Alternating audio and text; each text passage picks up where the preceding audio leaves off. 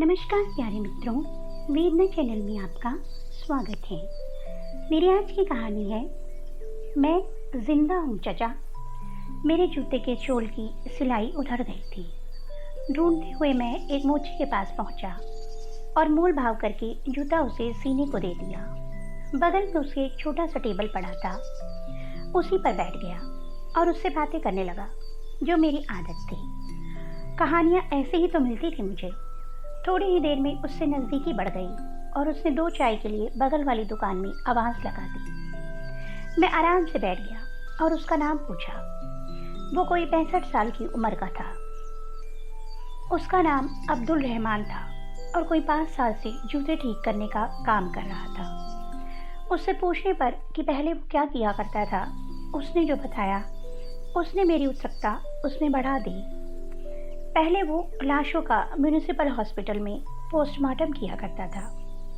Contract base पर महीने में 8-10 काम आ जाता था। एक लाश के उसे 3000 रुपये मिल जाया करते थे। अब मैंने उससे पूछा कि चाचा, पोस्टमार्टम का कोई रोमांचक किस्सा हो तो बताओ। वो ये सुनकर खामोश हो गया।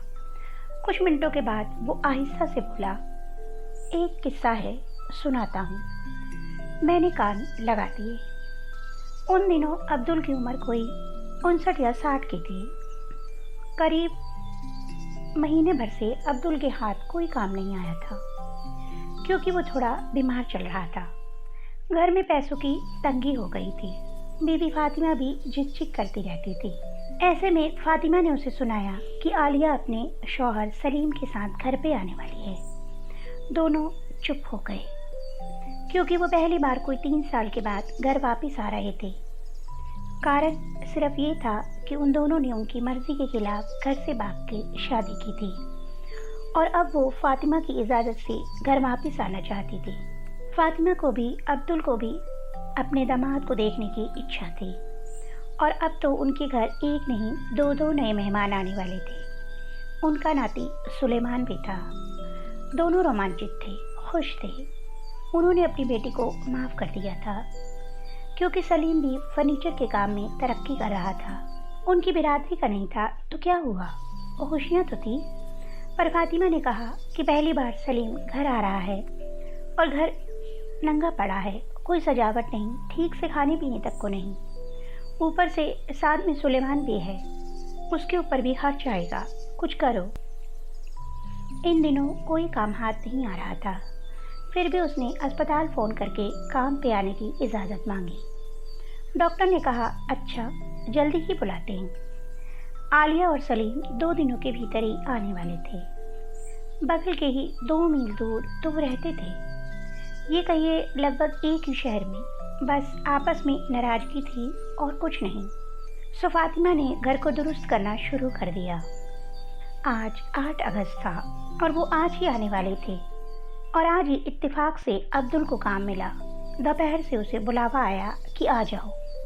3 लाशें एक्सीडेंट की आई हैं, एक का पोस्टमार्टम उसे करना है। अब्दुल हर्षित हो गया। पैसों की समस्या हल हो गई थी। ये अच्छा था कि इस काम में पैसे नगद मिला करते थे। काम खत्म, पैसा हाथ में। वो फातिमा के गालों को सहला के अस्पताल भागा। फातिमा अपने यहाँ मेहमानों के इंतज़ार में खाना वाना बनाने लगी। पोस्टमार्टम के कमरे में अब्दुल को एक लाश दे दी गई। टैक्सी एक ट्रक से टकरा गई थी और उसे सर पे भयानक चोटें आई थी। डॉक्टर के पास उसे प्राथमिक चिकित्सा के लिए ले जाया गया, पर चंद मिनटों में ही उसे मृत घोषित कर दिया गया। बाकी के 2 तो पहले ही ऑन द स्पॉट मृत हो चुके थे। ये हर पोस्टमार्टम करने वाले का नियम था कि लाश को हाथ लगाने से पहले वो 1 बोतल देसी दारू पीता, फिर ही उसका हाथ धारदार चाकूदार पर पड़ता। लाशों को चीर फाड़ करना कोई मामूली बात थोड़ा ही ना थी। दिल तो दहलता ही था ना। अब्दुल ने भी कोई पौना बोतल एक ही बार में पी ली तो उसमें हिम्मत आई। हालांकि वो बीमारी से उठा था और महीने बाद लाश को छूने जा रहा था। उसने लाश के कपड़े उतारकर उसे पूरा नंगा किया और एक बड़ा सा धारदार चाकू हाथ में लिया और लाश के पेट के पास जगह ढूंढने लगा जहाँ से वो काम शुरू करता। कि अचानक वो चौंका। उसे लगा कि लाश के हाथ में बड़ी हल्की सी जुम्बिश हुई और शांत हो गई। वो आंखें फाड़ फाड़ के लाश को गौर से देखने लगा कि उसे क्या धोखा हुआ था। फिर उसे महसूस हुआ कि लाश की दोनों आंखें करीब आधी या पौना मिलीमीटर खुल के बंद हो गई। अब्दुल घबरा गया। ये उसके महीने बाद काम करने का नतीजा है या पौना बोतल चढ़ा लेने का? ऐसा कहाँ होता है? फिर भी मुतमईन होने के लिए वो पूरी तरह लाश पर झुक गया और उसके सीने पर दिल के पास अपने कान सटा दिए। कुछ टप टप तो करता था पर वो विश्वस्त नहीं था। उसने फिर आंखें फाड़ कर लाश के चेहरे को देखा। ये किसी नौजवान की लाश थी और अब फिर से उसकी आंखें आधी मिलीमीटर खुल गई थी। लाश शांत थी, कोई जुम्बिश नहीं थी, पर मानो आंखें बोल रही थी, अभी मैं जिंदा हूँ चाचा। अब्दुल के हाथ थम गए। वो पेशोपेश में पड़ गया। क्या करे? डॉक्टर तो बोलता है कि ये मर चुका है। उसकी रिपोर्ट गलत थोड़े ही ना होगी। पर इसकी आंखें, ये कहीं कोमा में तो नहीं? शायद कहीं प्राण अटके हों। डॉक्टर से भी तो गलती हो सकती है। पर यह तो मरा सा जान पड़ता है। वो काफ़ी दुविधा में पड़ गया। उधर घर में रुपयों की ज़रूरत है। सलीम और आलिया आ रहे हैं, सुलेमान भी है। पैसे नहीं ले गया तो बड़ी बेइज्जती होगी। फातिमा का गुस्सा वो जानता था, पर इधर समझ नहीं आ रहा था कि क्या करे।